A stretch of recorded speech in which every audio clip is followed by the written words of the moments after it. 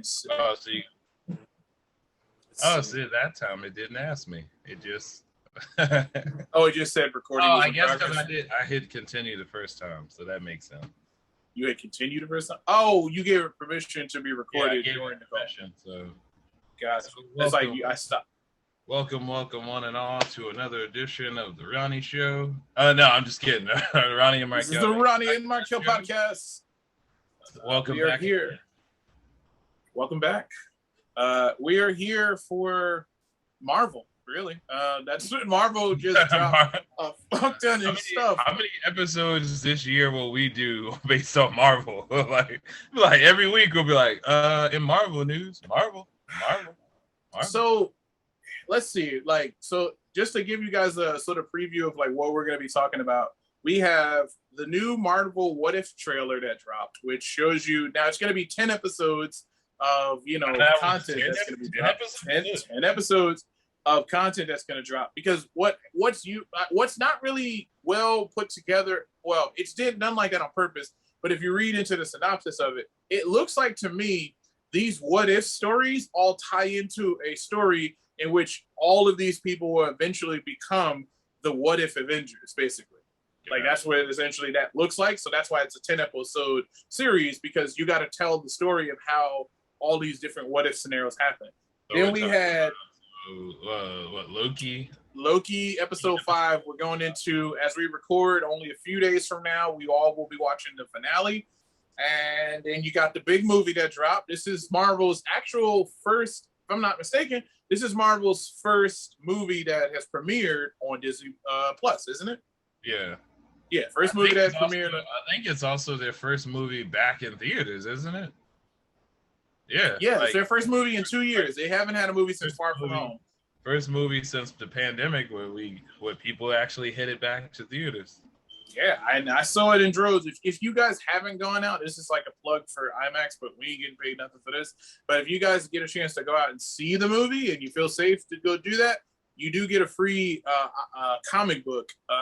Most times AMC Theaters is not going to present it to you, so you actually have to ask for it sometimes, depending on how well your AMC Theaters is. But it's only in the IMAX screening. And don't forget to say while supplies last. Because while supplies last. Show up and I'll be there with all the supplies. Show up and they're all gone. Like, dude, like me. Like, sir, why do you have 10 copies? Just run away. Which I got a little story. Well, not a story, but that happened to me. Segue into another thing we can talk about. That happened to me when I was trying to get the poster for the Jay and Silent Bob reboot.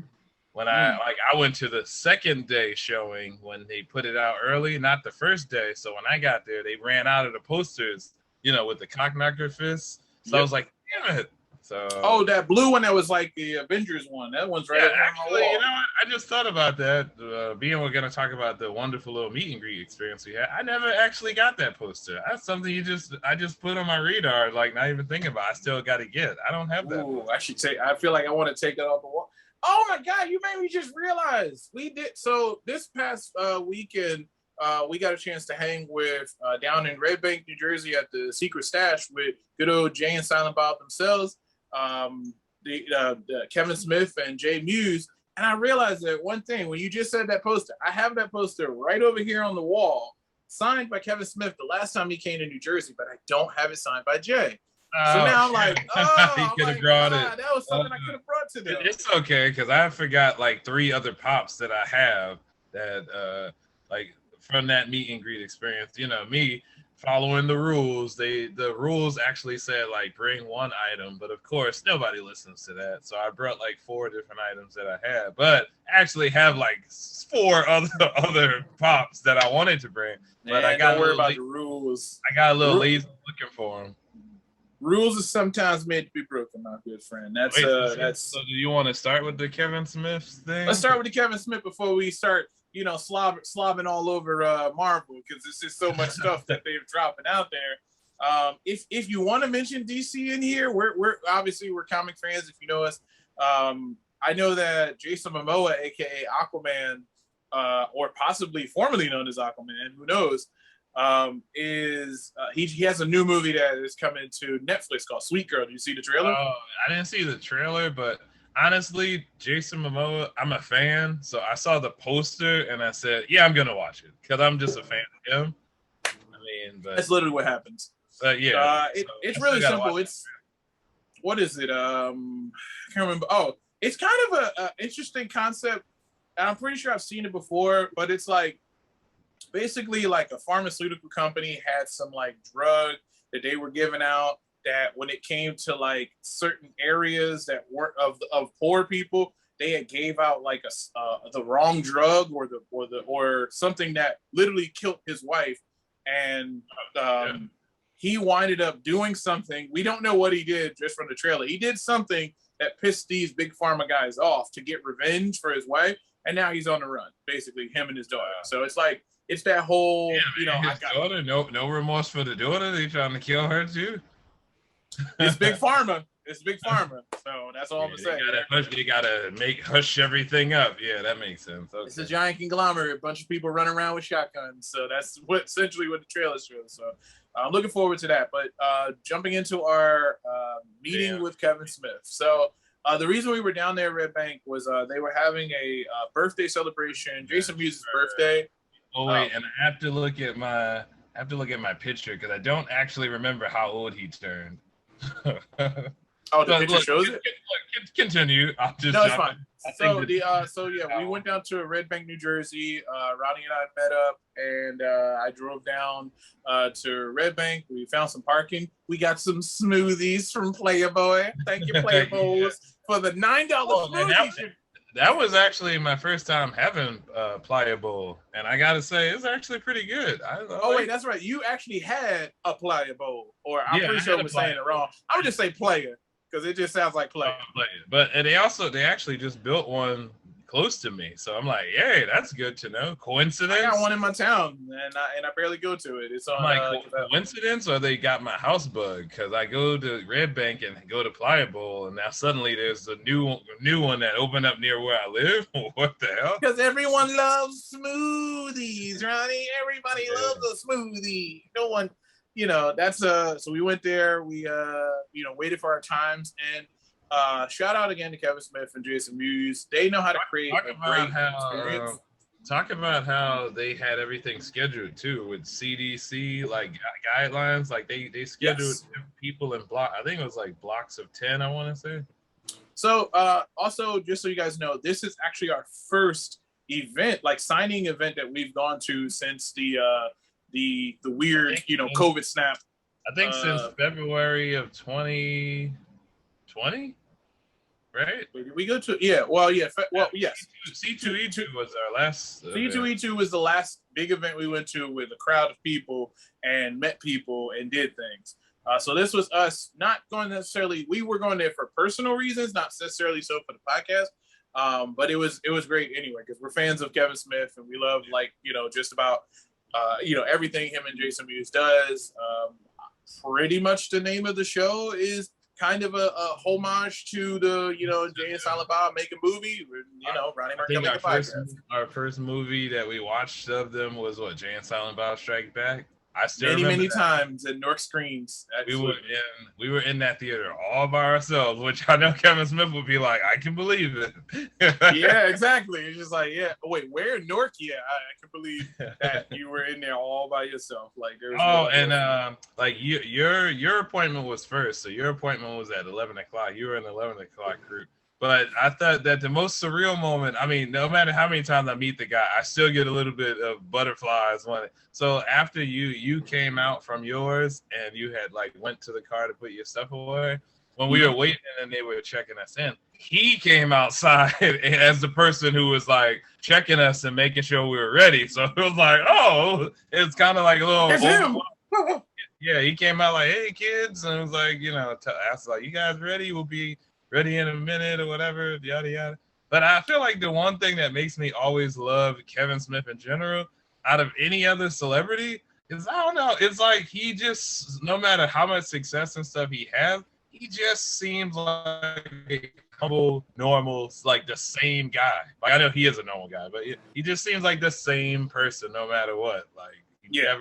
Never let fame, any type of fame he's had, go to his head where he's like, oh, I can't do this with fans or any, that type of stuff. I think it's for me, I like the fact that he seems gracious. Like I did something for him and Jason Mewes, which is I did if anybody follows me on Instagram, I do a lot of printmaking. So I made a print of He-Man and Skeletor together on an image, and I gave it to him in a frame as a gift.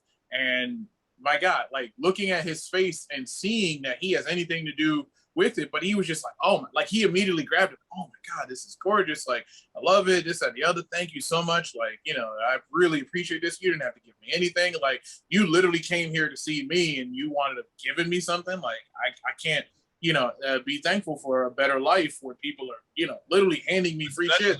Paying you to come to an event and then giving you free stuff. Like, exactly. You're getting freaking gifts. So it's like, and then it's like because of what? He made some dopey movie years ago. And I would say, I honestly, and I've said this to you before, Ronnie, which is I wasn't a fan of Kevin Smith, the movie maker, so to speak.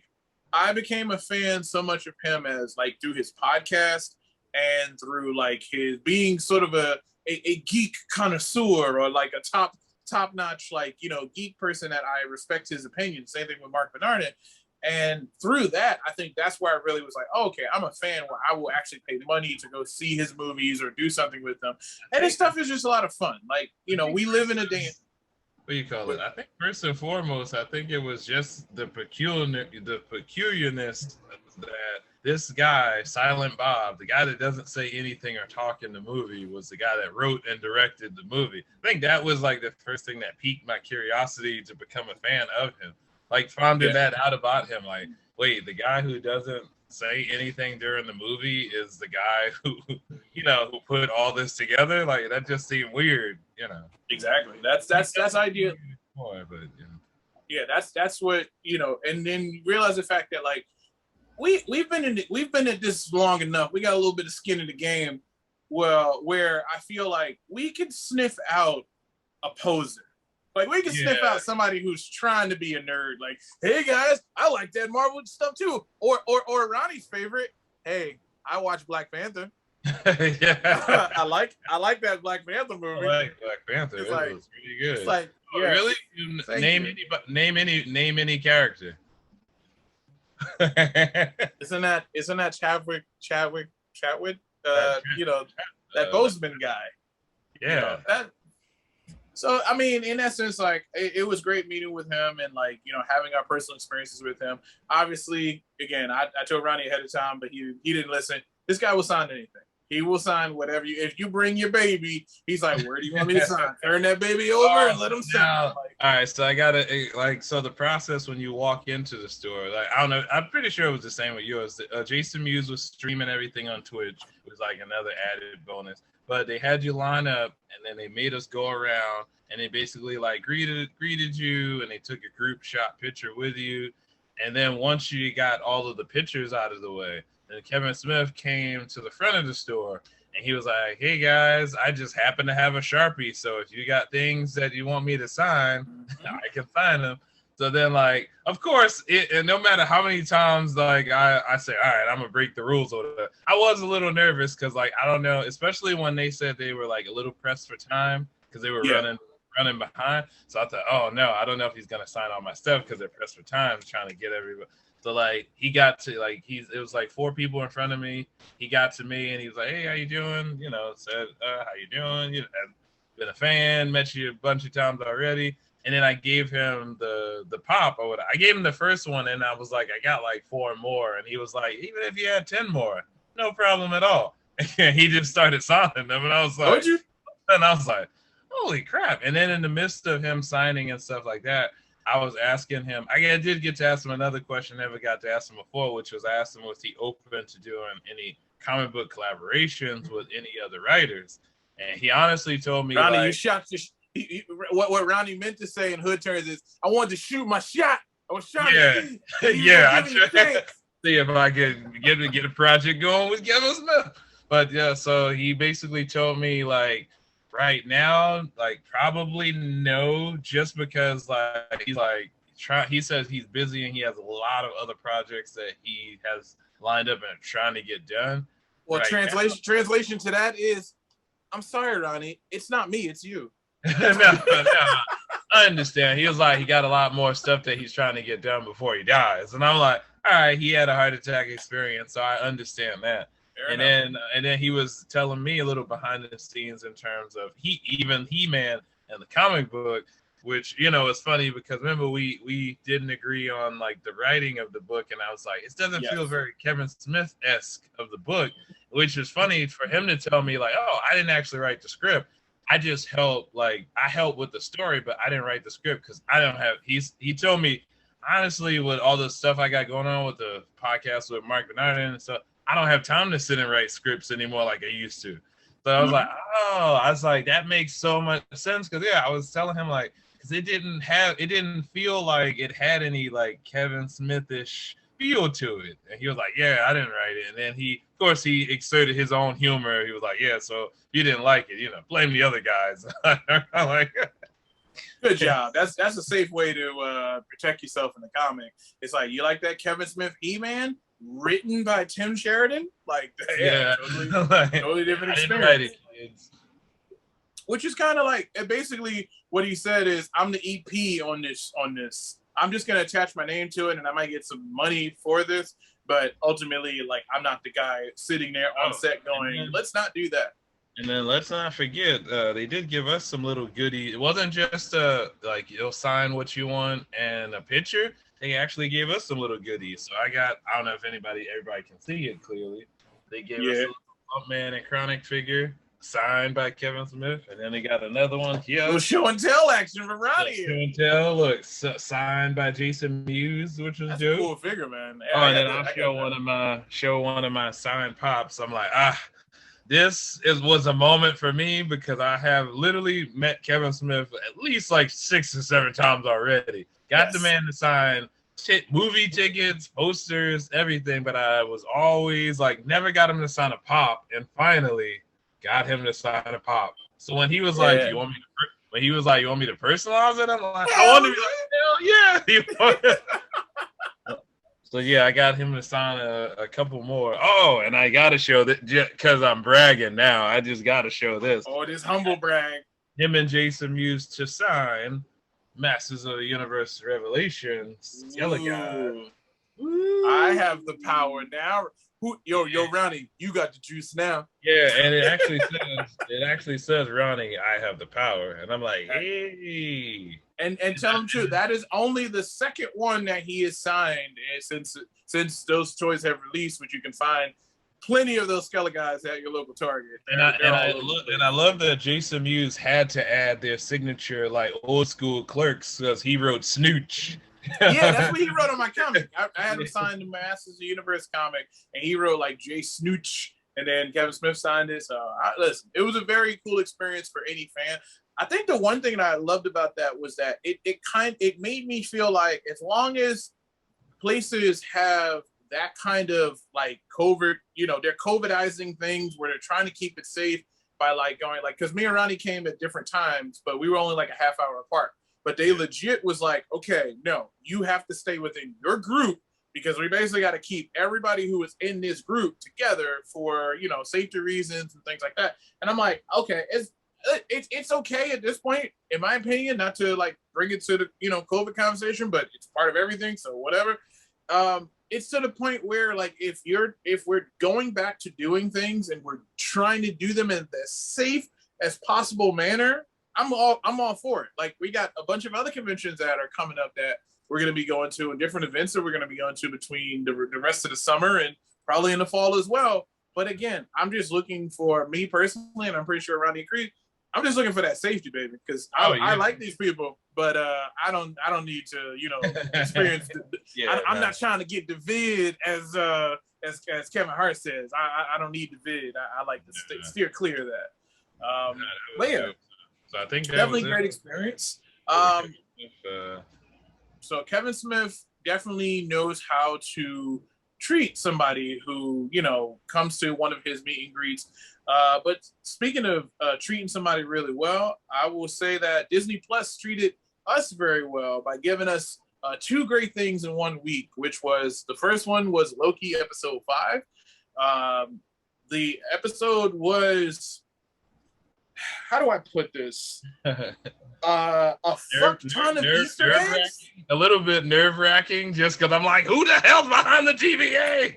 Now, let me just say something here before we jump into that, because this is also something that also connects back to Black Widow as well.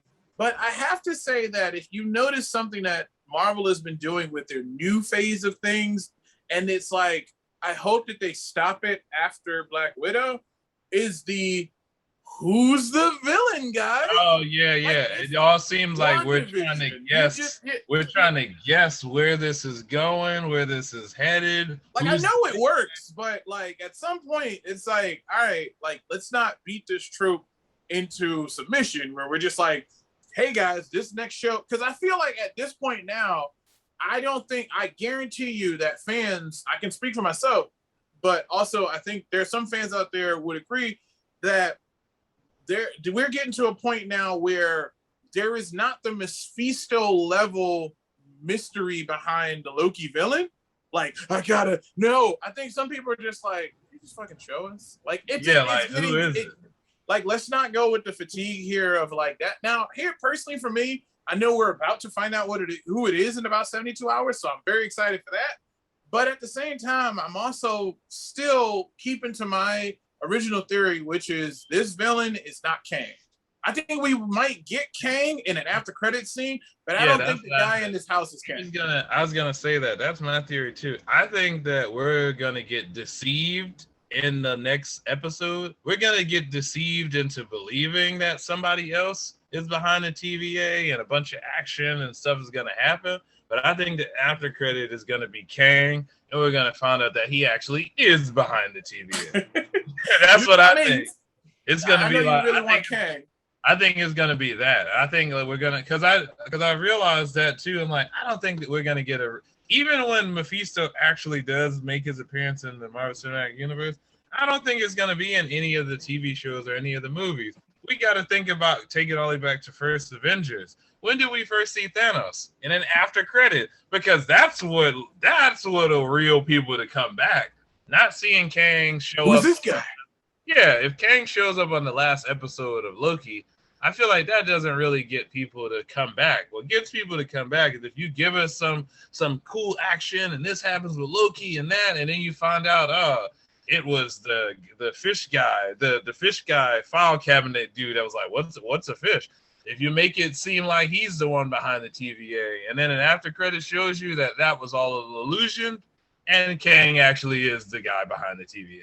I feel like here's my after credits, and I know we're gonna jump into the episode a little bit, but my after credit scene with Kang is very simple, which is literally, like, I would say at this point you could have Miss Minutes, who I believe is actually working for Kang, go like, so did they take the bait? And it's like, yeah, boss, they took it. It's like, all right. It's like, stupid humans. They never, like, something along those lines of like, you know, this one person that's been in your face. Because I'll say that a lot of times you'll see in most shows, the person who is, even in this show, WandaVision, Falcon, Winter Soldier, you name it, or even, you know, show like Law and Order, whatever. Normally you get a chance to go like, hey, here's the villain right here. Look, this is right here. Like, that's the villain. I just want you to realize that's the villain. And it's like, what overall this episode was about. Like, this was Ravonna what's their name? Ravonna Renslayer. Basically, they found out that the fucking timekeepers weren't really what they were in the last episode, and then Sylvie basically, and then Loki got what did they call it in the show when you get hit with the stick? Deleted. Yeah, delete. Delete. He basically got deleted, and then Sylvie in this episode is trying to force Ravonna and Miss Minutes to figure out what the hell is going on. How do I get to Loki? Basically, how hilarious was that scene with her trying to go like, yeah, we're gonna get us. Let me find the time travel like port ship. And then looking, and she's like, Miss Minutes is like, I don't see it. Just give me a minute. If I could just a little longer. She's like, are you stalling, Miss Minutes? I don't know, just looking in here, just like, okay. I mean, that right there made it seem like Miss Minutes is suspect too to what's going on. But honestly, after that scene where Sylvie pruning, that's what it's called. Pruning.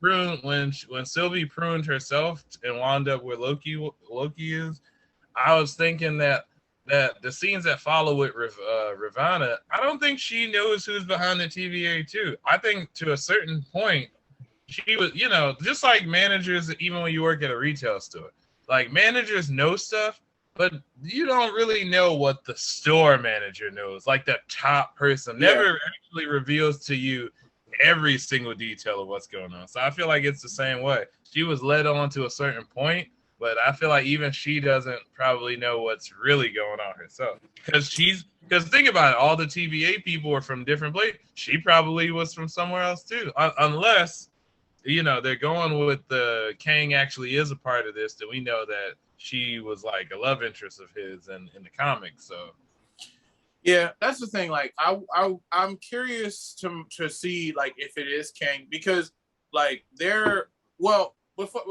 I talk about that. Oh wait, what if it is Kang, but he also wiped her mind so that she doesn't know about the past that she had with him?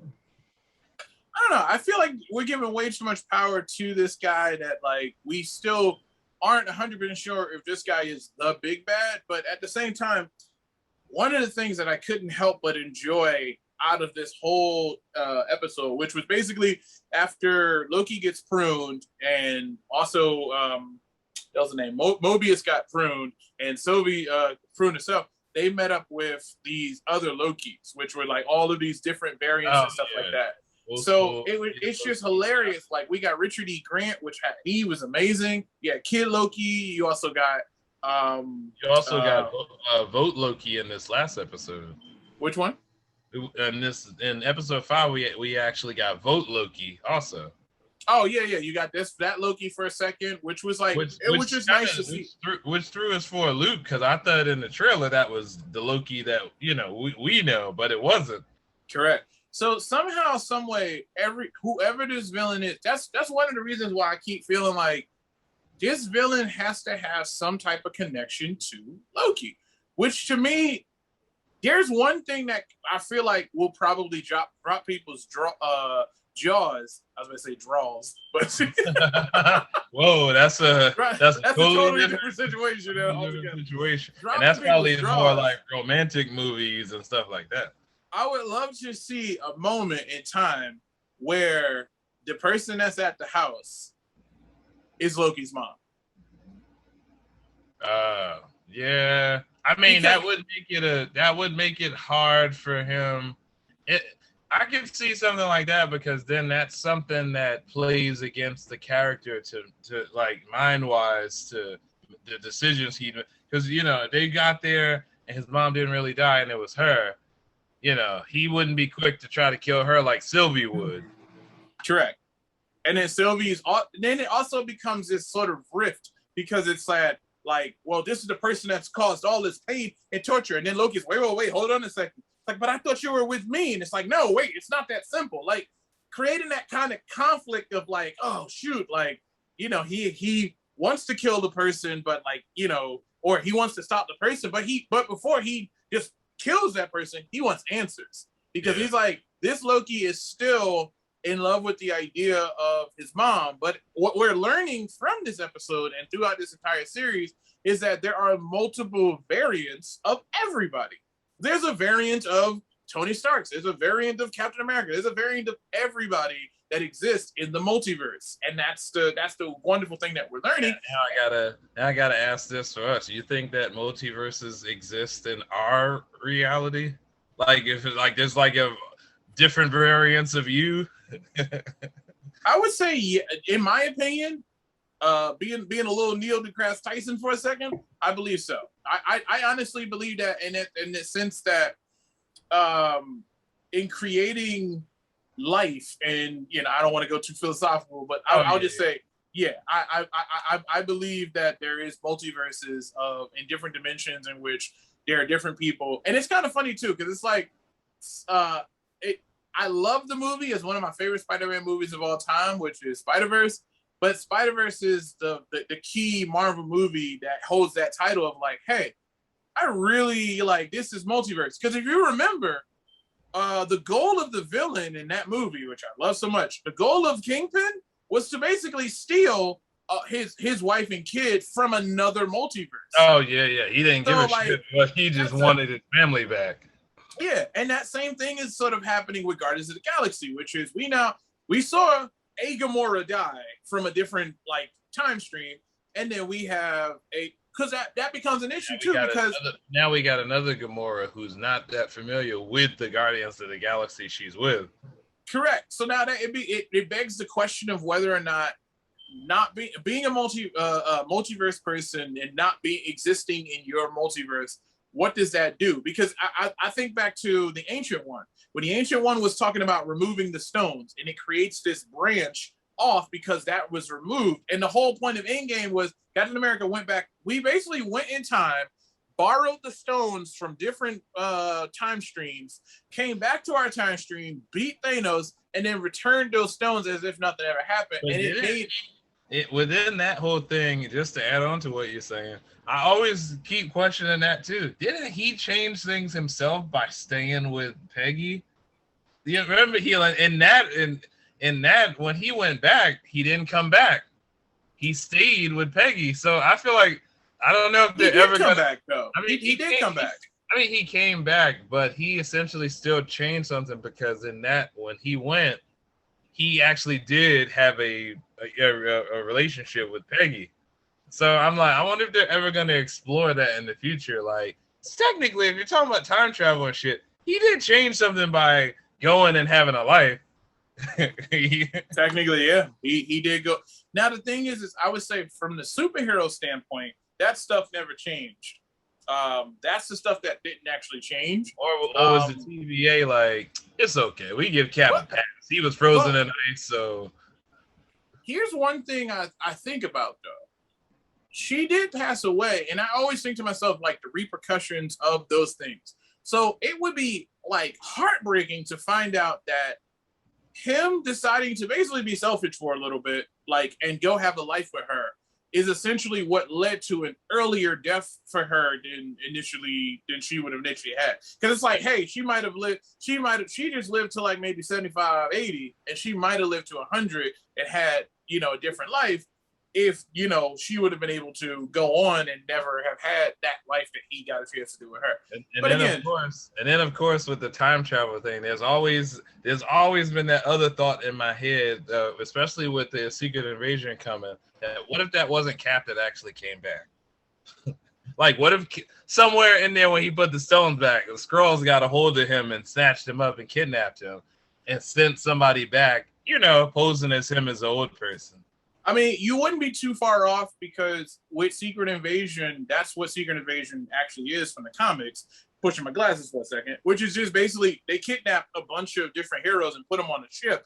And then eventually there was that big scene that's famous from Secret Invasion, which is all of these heroes looking like they got scruffy beards like me off of a ship, standing there with all these Skrulls that are dressed like them. And it's like, we got to stop them because if we don't, Tell me that wouldn't be a moment because, we don't get it anymore from Fast and Furious. But that moment when Eva Mendes came back and let us know that Letty was still alive, like, you believe in ghosts, and we were like, oh, Letty's alive! Imagine if Black Widow wasn't really dead and that was a Skrull that fell off that cliff, and the real Black Widow is on a Skrull ship somewhere locked up. That would be, I mean, I don't think so, but I'm like, that shit would be insane.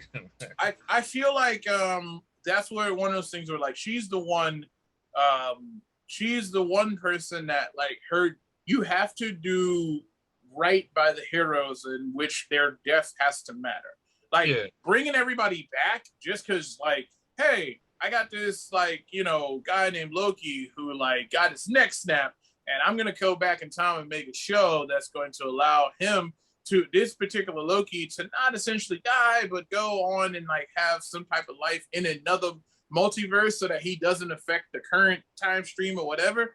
The perfect way to explain all of this time travel thing it's sort of the meme that I go with when we start talking about the time travel in Marvel Cinematic Universe is when you go to Endgame and Professor Hulk was literally fucking up and kept turning what's his name Scott Lang into a baby and then turn him back into an adult and this and the other and then he's like time travel. That's the way you explain it. It's just like it doesn't. If you try to pick it apart, there's a million different possibilities. It's just too much. So it just like it becomes a thing. It's like I can't. I'm just gonna enjoy it for like what it is. The biggest thing though, like I loved about this episode. So generally, the episode was Loki being pruned and everybody pruned, and they're in this place called the Void. So the Void is basically where everybody actually goes when they get pruned. They don't die. They just go into this sort of dumpster of all of this Marvel, anything from I gotta ask this because I'm not familiar with it. I think I said on last episode they're getting out of territory with some stuff I've never read. Is the Void an actual character in the comics? Like that cloud thing that they like the No, that's not the Void. That's Aelith. I mean, not the Void, but the giant cloud monster. Yes. Basically, that's like the gatekeeper of the Void. It's called Aelith. Aelioth. Aelith. He's actually he's also, for you Kang lovers out there, he's also related to Kang as well. So he's another like I'm floating around. I'm an Easter egg for Kang. So for people who really know like the mythology of Kang and stuff, they probably are drooling like, oh my god, that's what this is leading to. This show almost has at least 1 to 2 Kang references per episode. So it's like, man, if he don't show up at all, man, I got somebody to slap. Because this don't even like you just messing with us now. So the Void is the place that they're in. But the wonderful thing about it is that you got all of these Easter eggs that are there.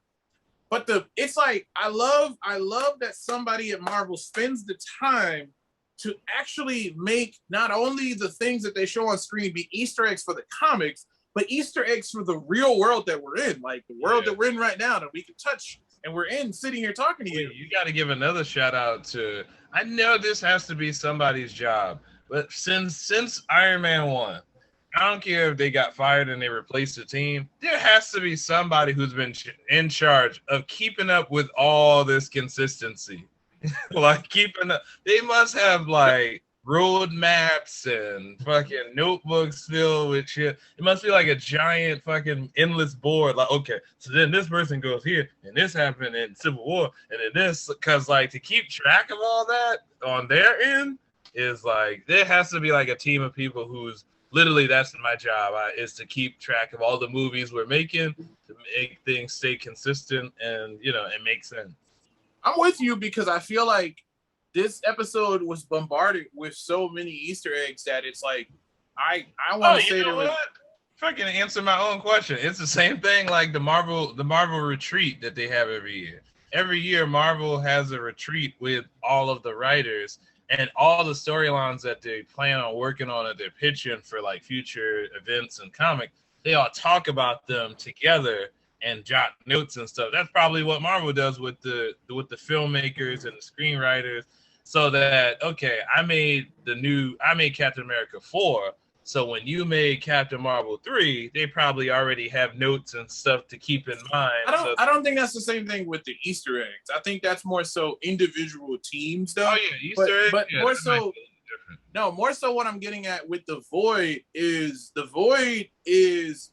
meta, because not only is it the Void of like the MCU, but it's also the Void of the comics for real life. Because if you look at the Easter eggs that are there, like there were like one of the big ones that like stood out literally was the Thanos helicopter. So the Thanos helicopter was literally something that he rode on for some time in the comics or whatever.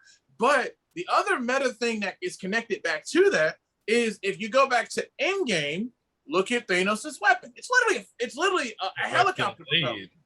It's a helicopter propeller from the freaking thing. It had the one little propeller that's on there that literally he walks around with, but they found a way to incorporate that in there.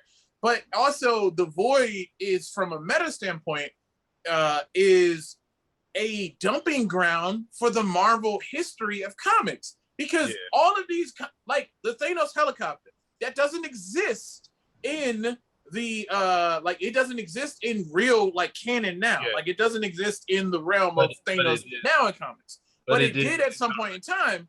So it's funny because it almost makes it feel like Marvel, the company, essentially is the TVA for the Marvel Cinematic Universe and comic book universe and all properties. Which makes sense because some stuff they are rewriting, especially like with the X-Men stuff. Like I don't think we're gonna get like any of that original stuff we got with Hugh Jackman and Patrick Stewart. I think they're gonna reinvent all of that stuff. Just speaking of X-Men for a second, coming over to the Marvel Cinematic Universe, if I can have it my way, and if the gods at Marvel and Disney can hear me, what I want on screen, whether it be for television series, maybe preferably a television series because we haven't had a really good one like that ever. I would like for them to make live action version of the entire run of the Chris Claremont fucking X-Men, which to me is the definitive. That's the definitive, like everything you know and love around these guys from what's origins.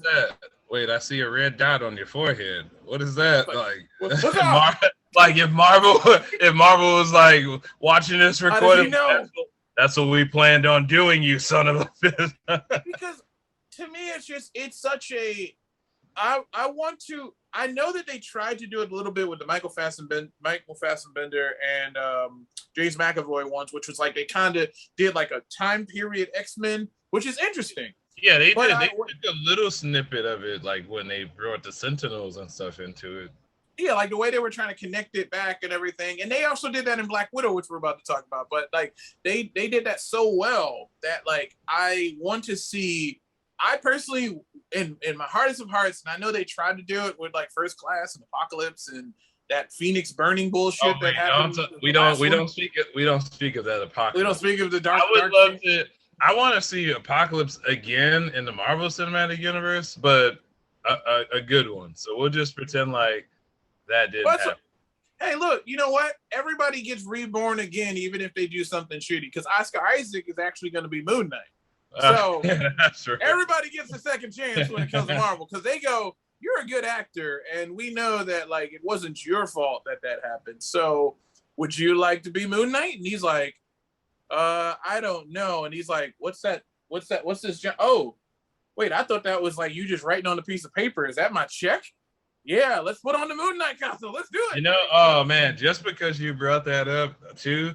It made me think that another thing that I'm very much looking forward to, if it happens, just because it would just be a fucking hilarious moment to see since they're messing around with multiverses, is if somewhere along the line, Ben Affleck showed up again as Daredevil. That would be hilarious. Like, yo, we're looking for the. I think you're gonna say the cap. Look, even if it's just a scene where he's just standing somewhere with the costume on, like, what happened? Like, and he says, like, one clever line or something. That would just be fucking hilarious. At some point with this multiverse thing, I feel like before we move on to Deadpool, not Deadpool, damn, I'm wearing a Deadpool shirt. Black Widow. Before we move on to that, one thing I will say is that I think that this multiverse thing is the perfect plot for Disney and Marvel to do a multimedia world domination. Why? Simply because we have What If, that's animation. Wait, I wonder if Disney knows anything about animation. Like, come on. Like, I don't know. They're like sure to that whole animation thing. Not sure. They're the fucking bosses of that shit. Wait, how long we've been doing animation? You know, I feel like this is Disney at the Oscars. They're sitting in the back like, could you go get our trophy? But they didn't even announce, and the winner is Disney. Oh, wow. What a surprise. Go get our trophy. Another one for Soul? Okay. Wait, Soul won? I think they win on, they like the Undertaker with his fucking WrestleMania streak. I'm pretty sure that Disney wins just about every year, and Oscar for whatever. Every year that they have something. Except that year with Spider-Verse. I think that's the only year they didn't win, I think. But didn't they still win? It's Spider-Man. So, yeah. Like, that's true. I'm still gonna get some. Like, wait, the filmmaker, they went back like, yeah, we won. Take that, Disney. And then Disney was like, does that give you power over me? No. I take it to the scene from Friday, and they like showing up, and this is like, yeah, like the Oscar went to Disney Studios, and then Sony showing up like, yeah, I just wanted to come get my Oscar. It's my Oscar, punk. Like, you're like, all right, okay. You see Kevin Feige walk away and then turn around and hit him with the uppercut like Devo did, like, oh. and then the other guy from Sony is there, like, what is it? Like, you want some Tupac? Like, nope, not at all. I'm out. Yep. So that Spider-Verse Oscar and Golden Globe is sitting on Kevin Feige's desk. It ain't sitting on nobody.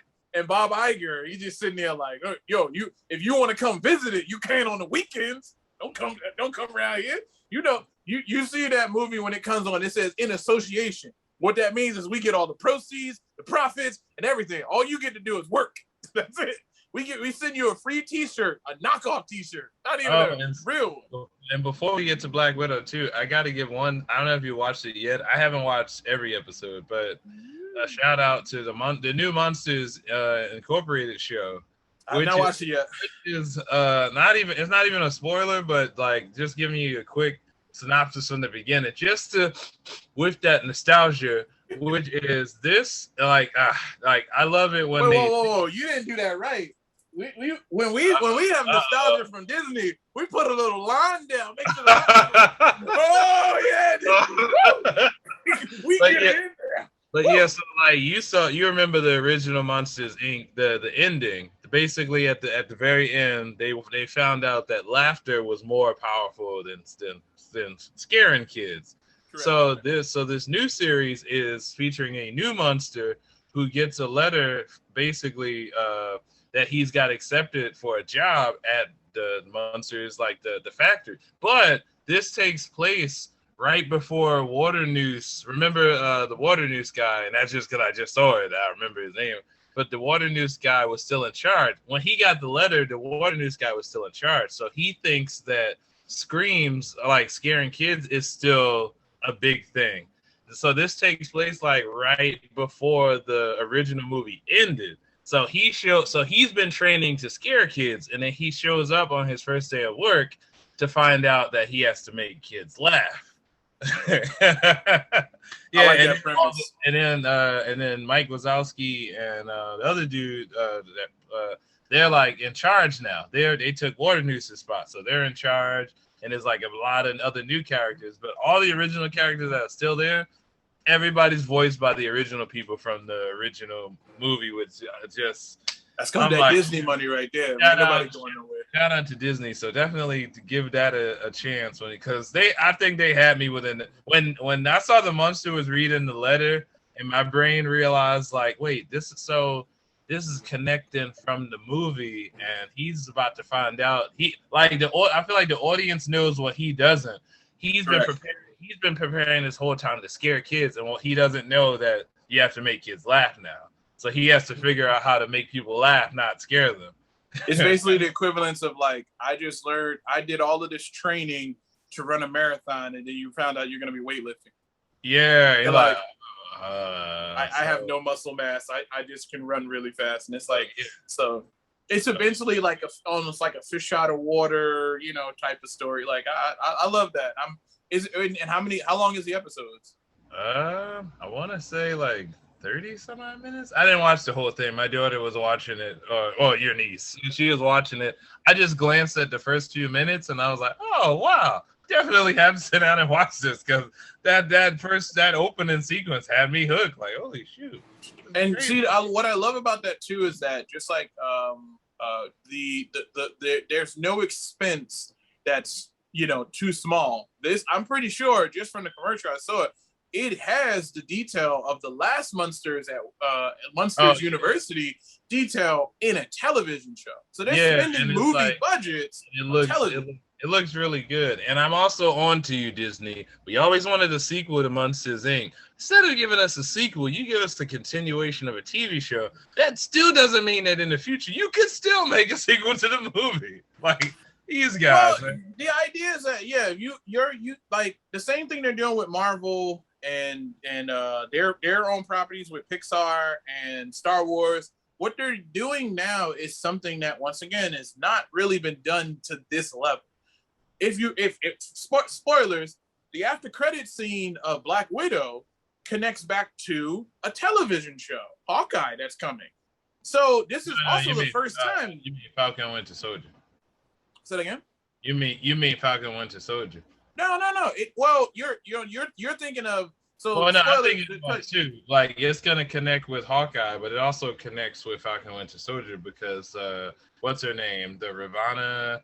Louise Dreyfus is no, not Ravana. You was about to say that's Ravana. I'm about to say Ravana Renslayer. Ha ha ha. No. Valentina. That guy. Yeah, Valentina shows up. So I feel like if you haven't seen Falcon Winter Soldier, you're gonna be a person who says, "Who is this lady?" Well, yes, she did appear on there, but what I'm saying, but that was I don't know if you remember this, but you realize that these things are out of sequence because of the pandemic. Like, so she was supposed to have first appear. Her first appearance was supposed to be Black Widow, and then it was Falcon Winter Soldier. Like, oh, this lady again? You know, because then it's you can see that at the same time that we have all the multiverse shit going on, she's setting up some shit of her own behind the scenes that we're not sure what she's doing yet. I mean, you speculate that it's Thunderbolts, but we don't really know for sure what she's doing. Personally, for me, I feel like it's crazy how you basically have them repeating themselves, but if it ain't broke, don't fix it. She's basically the Nick Fury of this new generation of people. She's the one that's showing up. Hey, sense. How's it going? Which makes sense because in the comics, she was a love interest of Nick Fury. Yes, indeed. She was a former S.H.I.E.L.D. agent. I mean, so to spoil the after credit scene before we start talking about the movie, the after credit scene is Yelena, which is Black Widow's sister, is standing at her gravesite, and literally Valentina shows up, and you find out that after Black Widow movie, which takes place in the timeline right after Civil War, that she from that time period, from Civil War all the way until her death in Endgame. She literally her death in Endgame. Yeah, her death in Endgame. She's been working for Valentina. So, we don't know what exactly Valentina is having her do, but I have a feeling that we're gonna probably find out in either a Black Widow movie or a Black Widow TV show starring Yelena. And if anyone doesn't know who Yelena is, she also in comics she was a Black Widow as well. So she's not some new character. It was just pulled out of, a hat somewhere. She was literally a part of the comic. The only thing I got to add to that you forgot is how she was introduced, because I thought it was hilarious that, when you watch the Black Widow movie, you'll find out that Yelena and Black Widow had like their own little sister thing where they whistle, like they do the, and then the other whistles, and then Yelena whistles by the grave, and we kind of get the notion that maybe Black Widow's gonna whistle back. Yeah. But instead we get the nose, like we get like what's her name blowing her nose like and I'm like, yes. which I thought was funny too. Like I thought they were trying to say like, yeah, whatever hope you thought happened, yeah, Black Widow's dead. Like, bro, this is like yeah, she's dead. So let's move on. Which also I feel like kind of shows you the personality of that chick to show you that she didn't really care. It's like, she's going, all right, like you done grieving? All right, we got some shit to do. Yeah, like she's there basically kind of pretending to, really grieve over somebody that she really didn't care that much about, because it's also fitting at this point in time in the timeline of the MCU that Valentina chick is showing up more in the public because of the simple fact that we are at a point in time where the Avengers that we know, who just saved the world from Thanos and saved the universe from Thanos, is no longer here. Captain America's an old man. Tony Stark is dead. Thor's in space. Where's the Hulk? He's somewhere. He's like, he'll pop up, but then he's also he's somewhere still waiting for Universal to give in and let us have a Hulk movie. Yeah, he's still shackled by Universal Studios and Comcast to let him have his own thing, but we'll see if that ever happens. But and then don't forget about General Ross. Like I can't watch anything now where General Ross shows up and not think about this wonderful thing here called the Red Hulk. I keep thinking Spoilers, guys. One day he becomes the Red Hulk. I keep thinking that it's gonna happen. That's why he should, like, he's been back in the Marvel Cinematic Universe a lot lately. So I have a theory about that. So we have seen this guy multiple times now, and most recently in the Black Widow movie. And they keep, like, I always remember the fact that in comics and in movies, a lot of the dialogue is not for nothing. It's not just, for any, it's for you to hear, like, who knew watching Avengers and hearing Loki talk about Draco's daughter and the hospital fire and all this other stuff, that years later, 9 years later, we get a movie where we realize, oh shit, he was talking about a kid that fucking Black Widow murdered. Spoilers, like, or attempted to murder. It's like, wow, no, we didn't think anything of it. We were just kind of thinking like, oh, maybe, like maybe she's Draco's daughter. Maybe he's talking about her and all of her backstory. But he was actually talking about one of her greatest, like, one of her most regret.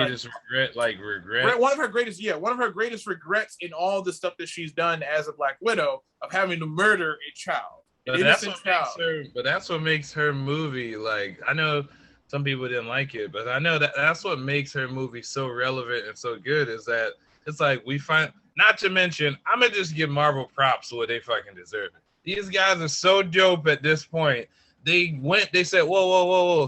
They were having lunch somewhere and they were like, hey, we never made a Black Widow movie, like, to give her backstory. And somebody, oh shit, we forgot that? All right, well, I'll be right back. And they put together a nice little backstory movie on Black Widow, because we got to see, the Red Room and see what her childhood was like and all that stuff in this movie, which was terrible. Some dark scenes in the very beginning, especially with it's such a wonderful song by Nirvana. I don't know who sang that, like, remake of it, but it was actually a really rendition. Good. But it's crazy how you listen to certain things, and if you slow it down, then it's like such a much more meaningful song, and how, like, scary and dark it is. But I was sitting there watching the first few minutes of this, and when they had that moment where they literally had children in a storage unit, and they're pulling them out, and they're all screaming and hollering, I'm like, is this a Disney movie? Not to mention they were fucking they were killing kids, like, when they couldn't complete certain things. It was almost like, it almost kind of reminded me, those parts reminded me too of, like, Universal Soldier and the movie with Kurt Russell called Soldier. Yes, I remember that. It was because they did the same thing there, where they had kids, and then, like, when some of the kids, like, weren't performing the way that they wanted them to, they just murdered them. So you have this movie at its core is about the horrors of human trafficking and child soldiers, which is a real thing in the world. So, like, they shined a light on something that was very dark. And I know there were, I've seen some reviews online that were like, well, I wish I would have seen, like, they kind of fast forwarded through her from a child when she was at the airport with what's his name, the Red Guardian guy, and to the point 21 years later when she's because some reviews said, like, well, they should have explored human trafficking more. I'm sorry, in a 2 hour and 15-minute movie, do I want to see kids be tortured and shit for, like, more than a few minutes? No, thank you. So I'm pretty. Thank you. They just gave us a nightmare glimpse into it, but who the hell wants to watch that? You also got a little bit more of the Red Room in Avengers: Age of Ultron as well. Remember when Wanda went into, like, made her, like, return to that place where she was in regret. The thing is that, like, I've heard reviews, like my review of this movie is that this movie is just fine. And when you take this little movie and you plug it back into the world of the MCU all the way to her death, it completes her story. Yeah, That's to me, it's it completes her story. That's my review too. It's a fitting end to a great character that we at first came Iron Man 2 first Correct. showed up, and And he was like, and Tony was like, I want one. He was like she was a toy. He was like, I want one. Which is hilarious because when you think about it, I don't know why. Maybe because I'm a huge Street Fighter fan, but I was watching this movie and I could not help thinking to myself, if there was a studio that really cared about Street Fighter and wanted to make a Cammy movie, I really felt like this was that, because essentially she's a doll that basically like was a doll who remained like through all the beating and the trainings and all this other stuff that they did in the Red Room to mess her up, to have her kill people with no remorse. Somehow through it all, the reason that she became the great Black Widow is because of the fact that she was able to still remain and have a heart. Alina said it to her. Her mom, she remained to have a heart in the midst of this and have a conscience and stuff. And it is because of it's crazy, because if you think about it, it's because of her heart and because of the fact that she was able to break free from this and almost and try to kill this Draco guy, but wasn't able to successfully do it, but she thought she did. Yeah. It was because of her breaking away and almost killing her maker that he developed the little like red dust to basically drug everybody that was in the Black Widow program so that they would never be another Natasha Romanoff. So she made she is the legacy Black Widow. She's basically 007. Like, you know, they have a lot of agents, but nobody's 007. No one is Natasha Romanoff, because she's the one that got out. And not only did she get out, like, to give you the little backstory, you can go check this out in the comics if you're that kind of person that wants to check out the comics as well as the live action and not just look at it from this. I feel like it's way more context to it. And yes, you don't have to go and do this, but it's a recommendation because we're nerds and we just want to try to share this world that we know. It just makes your experiences more enhanced if you read the source material and stuff too. So there are some Marvel Knights. They're just Marvel Knights Black Widow series. Those are the series, if you go back and look at her origin and it connects back to that, to me, this movie feels like a live action sequel to that. To find out that at the end of those series, that this person who is essentially the creator of this Black Widow program, you felt like you crushed this villain and you destroyed this program. And little did you know, this shit has been running the whole time. The whole time. Same thing, kind of like Hydra. Like, you thought you ended it, but this shit's still been going strong. You cut off one head and two more formed, essentially. Yeah. So like that's where her story, this story, when I hear people say, or write, this story was pointless. And it's like, well, clearly you have no other context of Black Widow except for these movies. But even if you just have the context of these movies, her journey is so beautiful for the simple fact that when you meet her in Infinity War, and she's got the blonde hair and the vest. Oh, how awesome was that when she showed up with the blonde hair? I was like, oh man, they connected that very well. Blonde hair and the vest, and you realize that the reason that she is that way, because when you meet up with you gotta be deep in this shit to really appreciate this movie. I swear, it was awesome. Oh, because, and also, you know, the guy that was helping her or whatever. Yeah. I forgot his name, but the dude that was helping her and giving her all the supplies and stuff like that.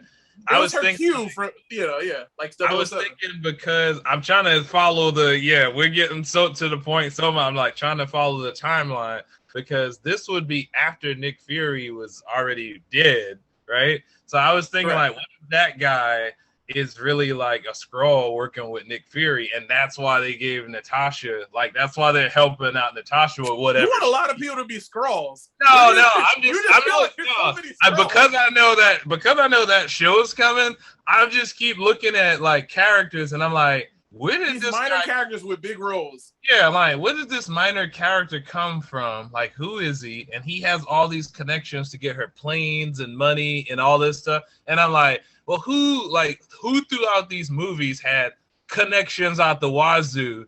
Nick Fury. So I was thinking, like, what if, like, we saw before that, this dude been chilling on a ship So I'm thinking like, if this was a connection, what if that guy isn't really, he's like actually a Skrull that they send like, yo, send him to help Natasha, whatever she need while she doing what she doing. I would say yes, it's possible that he's a Skrull, and it's also simple. He could just be a Shield agent. Like she's still Shield. Shield. Like he's still, that also could be a thing too, because like that's still a thing. Oh, but yes, I agree with you. We cannot talk about Black Widow without talking about Taskmaster. Now, I will say the reveal of Taskmaster was a little bit predictable because I was like, it's either the mom or this guy's daughter really didn't die and it's his daughter. I was thinking that.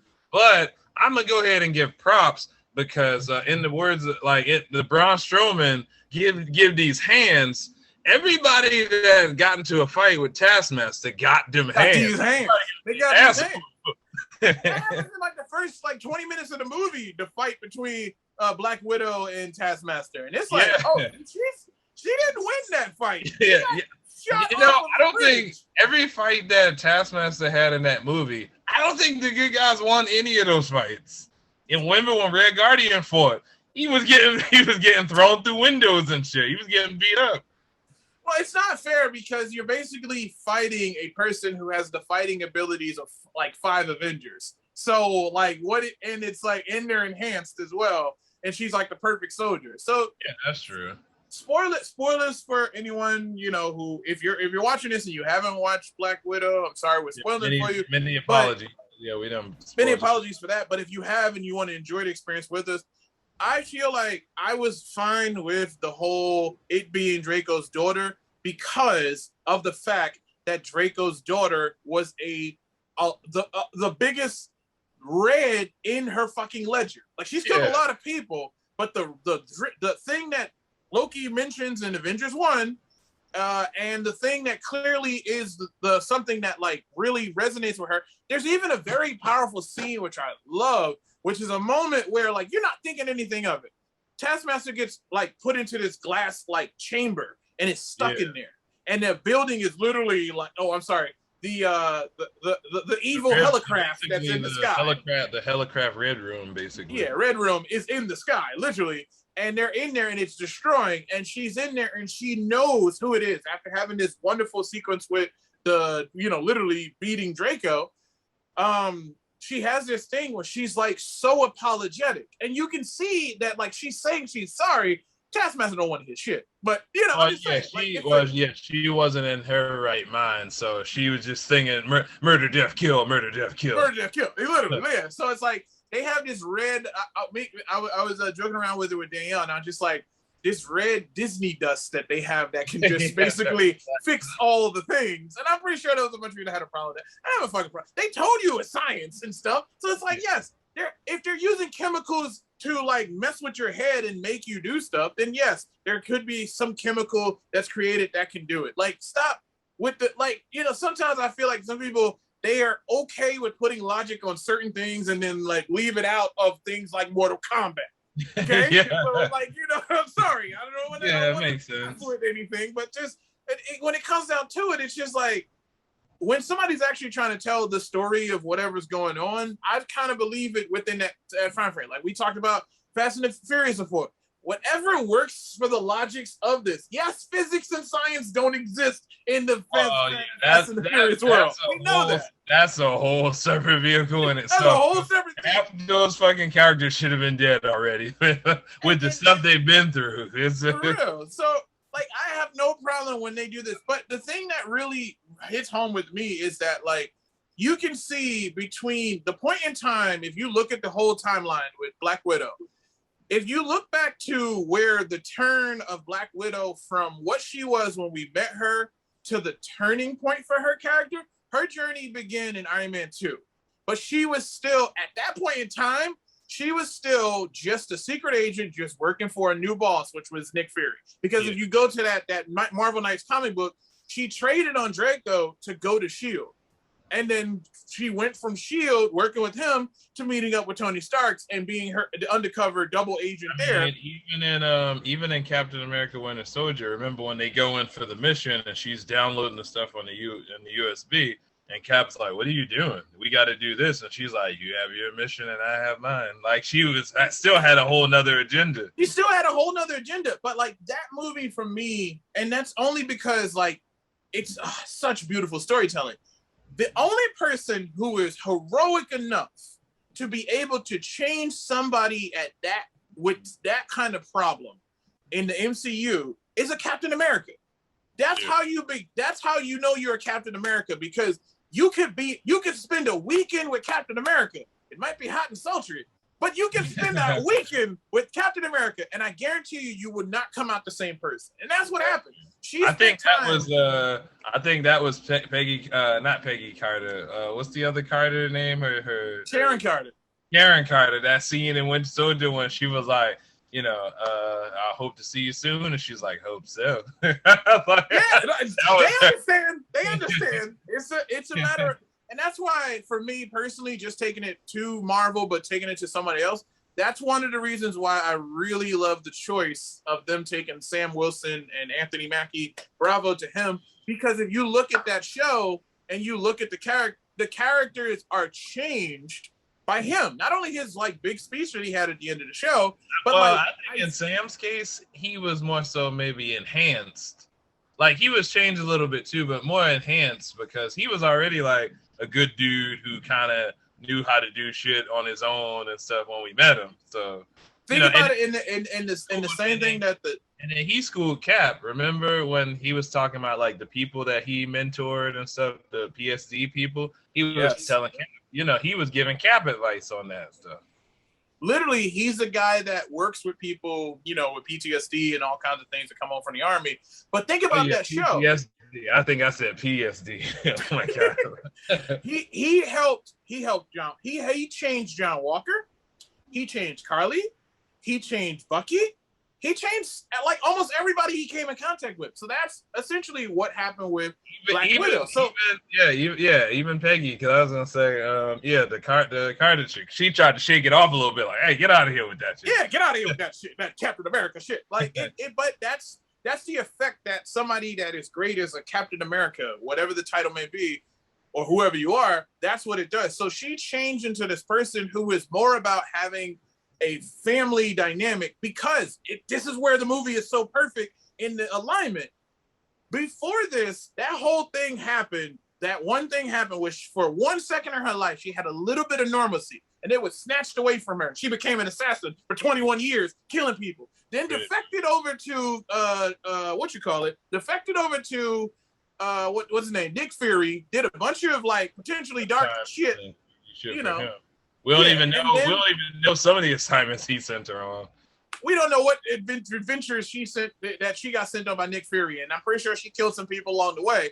And then finally met up with a guy who basically changed her. Because there's a lot of those moments. Clint, right? Because Clint, and Clint too was changing for her. Like she became friends with him. Clint is a huge part of her story, because even with her being a mindless doll that was like knowing what she was doing, but she's like, fuck it, this is what I'm doing, this is what I am, because that's what she's been doing since she was a kid. This guy showed mercy on her. That's the true thing behind that you got to remember from Avengers 1, is when it comes to her story and why they're so close as friends, and it's not like a romantic thing, but it's more like a family dynamic of like brothers and sisters. Well, he also had a woman. I think if he didn't have a woman, they probably would have been romantic too. It could have been, yeah, absolutely. Because it was like she essentially saved him, and it wasn't until Captain America that I feel like she started to trust other people. Because Tony Stark is literally not the guy that like she wasn't becoming friends with him in Iron Man 2. She was cool with him, but it was just like he's just some like egotistical. He just thought she was like cool. Oh man, like it's like a plaything to have around. This is awesome.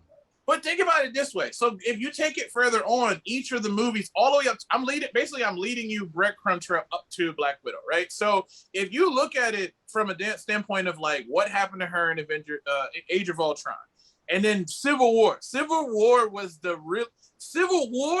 is where this movie needed to come after. And that's what the fuck it did. Why? Because she lost that thing that she was longing for, essentially, was her family.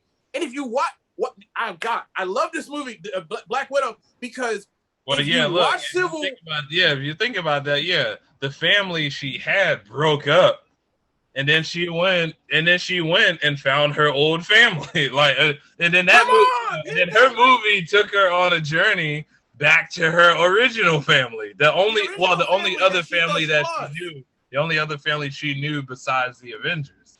That's what I'm saying. Like it took her on this journey that she needed. When you saw her again in Infinity Wars, and she was with the guy that was like the last sort of friend that she had, because at that moment in time, and they made sure that they said it in Black Widow, all her friends are in jail. So this movie happens basically before the after credit scene when Captain America goes and breaks everybody out. Yeah. This happens before, and then she finds out, hey, Cap, I'm pretty sure Cap like made a phone call. Hey, Tasha, I broke everybody up. Yep, everybody. Yep. Well, Clint went back home to go check on his family. I don't know what happened there, but like, we'll worry about that later. Like, we're gonna go on the road. What was it? I remember Clint and Ant-Man. They both made deals to be at home on house arrest. I remember that. I forgot that exactly. They like, hey man, I got a family, so I got to do something. Which essentially, if me and you were superheroes, that's probably what I would do. I'd probably be it's okay, whatever you guys say. I got a family. I'm gonna go. Got a family, and that's what he was thinking about, and that's what makes like this movie worth it, even if it was only 2 hours. And yes, the dynamic of we talk about the dynamic of the family. The characters, I fucking loved all those. At first, I didn't know everybody. I didn't know Yelena was gonna be so fucking hilarious at the same time deadly. And then Red Guardian, I kept Jill's probably gotta get annoyed. But now every few minutes I'm always like, my girls are the toughest girls in the world. Like I keep saying it over and over again. Like I fucking love David Harbour as all of those characters were believable. And Rachel Weisz, come on, Rachel Weisz is from the Mummy movies, wasn't she? Like, yes. She's a veteran. We knew she was going to knock it out the park in her role. To me, for her, for David Harbour, the most hilarious thing about him was the fact that we know at some point in time he's going to meet Captain America.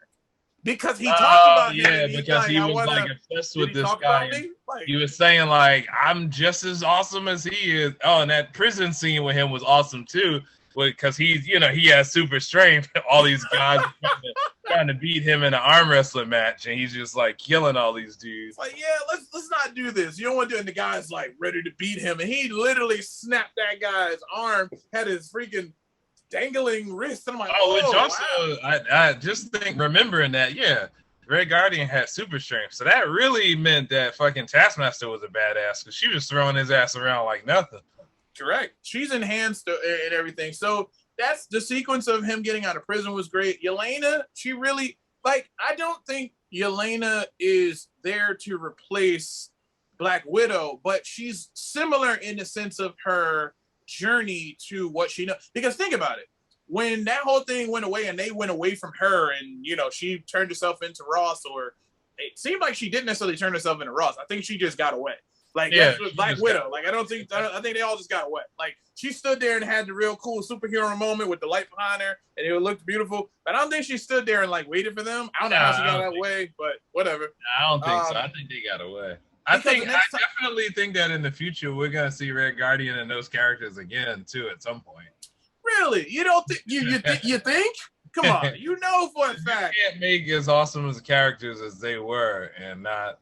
That shit was hilarious. The big thing too is that having that family tied it back to when I was watching the movie, I said, I don't give a shit what happens at the end of this movie. I know that at the end of this movie or the after credit scene, somebody's got to be standing from this family. Somebody's got to be standing at her gravesite because it just makes sense. If you find out that person died, no matter where. If you found out a family member died and you lived in Timbuktu and they died in New Jersey, you're gonna fly from Timbuktu to New Jersey to pay respect. So it's I thought too. If I don't know why this is weird, but if they ever make a live action or an animated movie about Johnny Bravo, I would love if David Harbour was the guy that either did the voice or played the character. I don't know why, but watching him as Red Guardian, I was like. This guy would knock that shit roll out the park. It would be fucking He's a hilarious. great actor, man. Like I watch him do he's got to that point now, even from him being Hopper and Stranger Things. Like he plays the father role very well. And it's like, who knew it would be a touching scene for him to sing that my Miss American Pie. Oh, yeah. The one I would say for me personally, the one thing that really resonated with me, especially after like the last year and some change that we had, the one line in the movie that really resonated with me was, they said it again towards the end of the movie, but they said it earlier on when Natasha and Yelena was young and they were putting Melina on the plane because she had got shot during their escape in the beginning, which was pain is a reminder.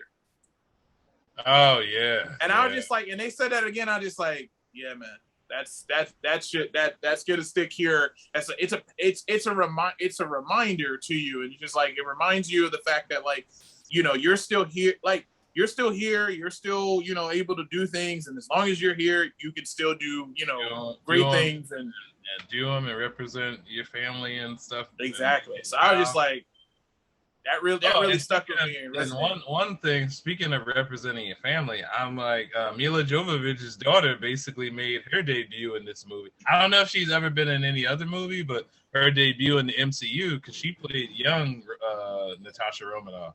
I was like, interesting, yeah. When I saw her, I was like, oh shit, that's Mila Jovovich's daughter. They probably were cheering at the premiere, like, yay! Like, look at her.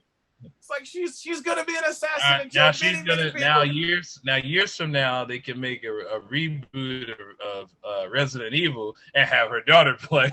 Oh man, I think you about to say Fifth Element. You don't bring. Oh no. I mean that too. Man. I mean Fifth Element too. But I was like Resident Evil movies and have Mila Jovovich's daughter be her again. That would be hilarious. Please, God, don't. Please don't. Like, there's a good Resident Evil movie on Netflix if you haven't checked it out yet, because it seems like it's made by Capcom, the people who made it, and not whatever the hell Wes Anderson was doing. Wait, is it Wes Anderson?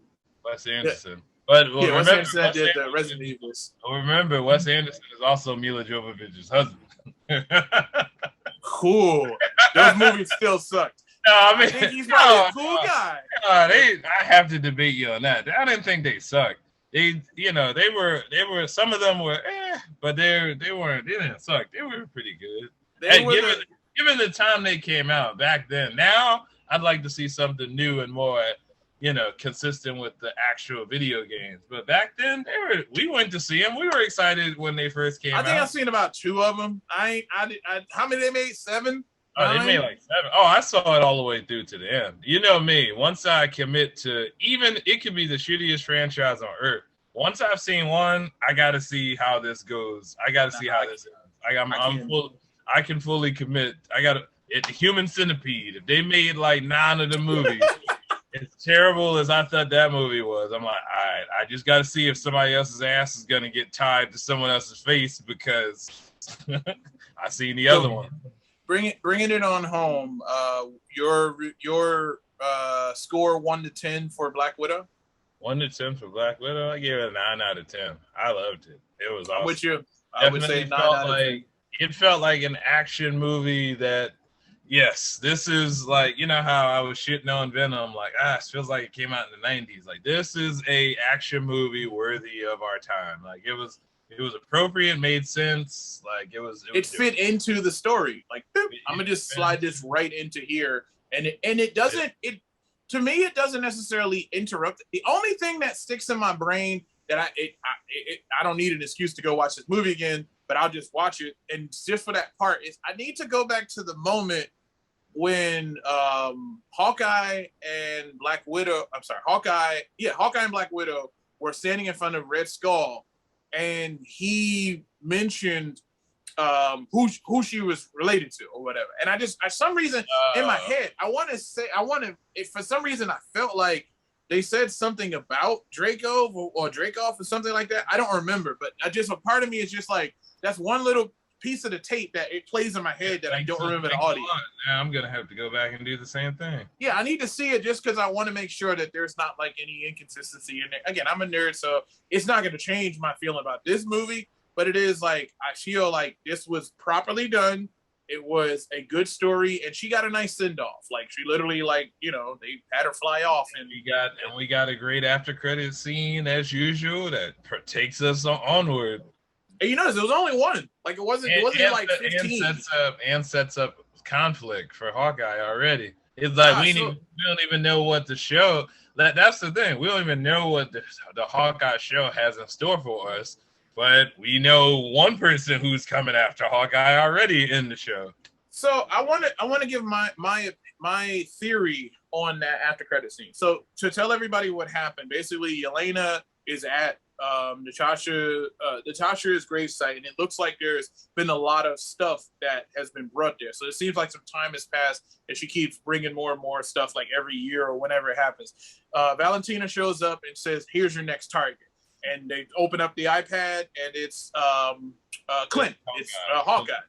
Now, here's the thing, right? It feels like this could be a swerve. Because for me, my theory is that it could be, Clint is being blamed for technically she said it. Like, this person is the person who murdered your sister. Want revenge on your sister for your sister? Start with this guy. Yeah, like it's your target. Oh, okay. So we know that that's another thing from the team that Yelena's been putting together too. I mean, not Yelena. What's her name? I never remember her damn name. Valentina. Just call her Val for short. Val. We know that Val doesn't have any good intentions for the good guys, as what we've seen her doing so far. So whatever, she's trying to get rid of the Avengers, basically. Like, that's why she's sending. Well, the Avengers are not around, so she's trying to, like, basically manipulate all the people and create her own Avengers. In my opinion, she's either building one or two teams: Thunderbolts or Dark Avengers. That's it. This is one of those two teams. Or both. Don't rule that out. Like, or both. It could be leading to both of those. All I need to do is see that her boss is Norman Osborn, and I'm gonna just be like, all right, I'm good. That's right, because we don't know. We still don't know who the Carter chick was on the phone with. There's still a lot of great stuff to. I feel like that's what we're getting now is the mystery of, like, the cogs that have been turning in the MCU behind the scenes of everything. What we've been watching has been right here in front of our faces.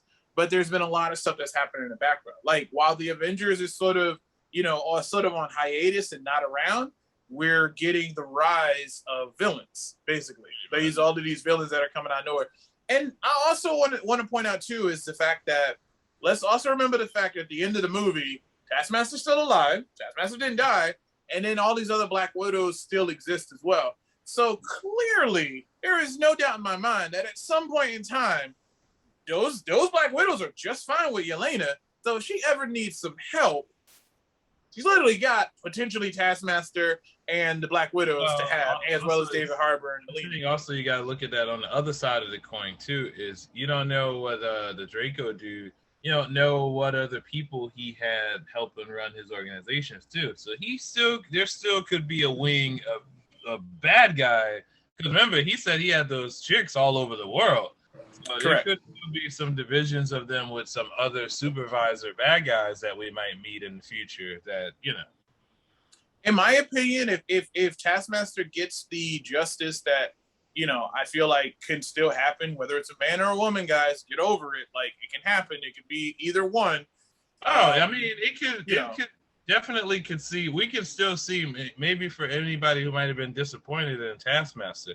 Just remember when you look at TV shows like The Flash has had like fucking 3 or 4 different people as Godspeed, and it's been awesome every time. So we also had a Mirror Master, who is a man in the comics, be a female in there as well. Yeah, it's okay as long as they do it right. Like, I don't understand people's gripe when they like change the gender on it. It's like it doesn't do anything to your character. Your character can still exist somewhere in this world. Like, I'm not even a writer for comics because I'm a comic nerd. Hey, here's a perfect way if you want to bring in the actual Taskmaster from the comics.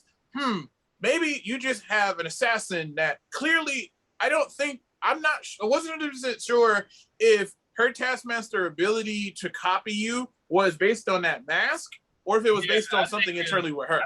I think in this version it was probably a combination of both. It was the mask, Okay, and then let's not forget to point out the biggest fucking thing in this entire film is another female-led movie that was badass. It was a badass dope movie, and all the fucking main leads were women. And I believe this movie was directed by a woman as well. It was, yes, it was. To make it very clear, and you can leave your comments as you choose. You know, we respect. We'll ignore them as usual. I'm just kidding. I'm kidding. But I'll say, in all honesty, it's not that hard if they want to, and if it fits the story well. Not just because it happens. Like, I love the fact that years ago Kevin Feige said that with the Netflix people, they're not just gonna pop up like, "Hey, you see the guy sitting over there eating a sandwich? That's Luke Cage. Isn't that cool?" Like, it's not just because of that. Like, that's not the one reason you want to just make the person pop in here, because that's my only, going back to Loki before we wrap up, that's my only tiny gripe that they're gonna have to really freaking explain for me. If Kang is the person that they're gonna meet in this last episode, then they're gonna have to do a good job to me explaining to me what's his gripe with Loki, because you basically wait. Let me. You question the great Disney? Wait, you think?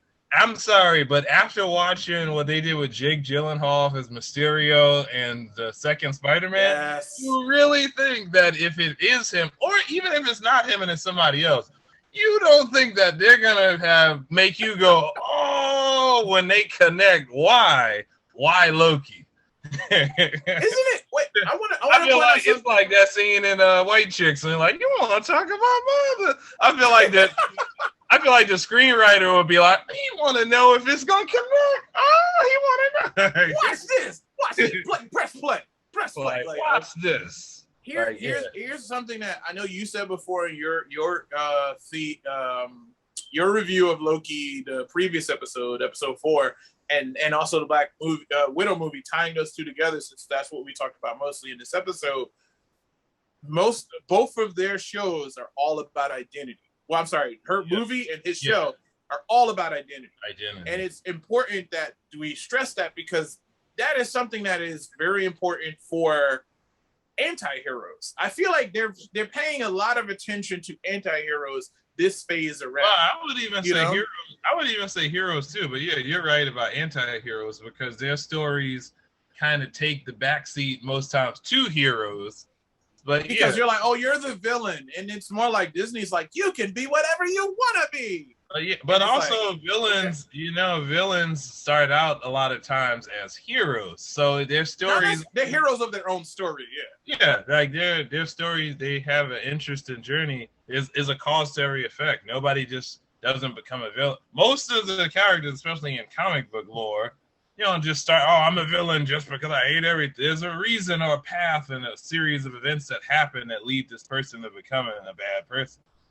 Correct. And that's where, again, going back to Loki, that's where I feel like the reveal of whoever this is, which we'll find out in like 72 hours, or of this, if you're watching this episode or listening to this, it's 48 hours.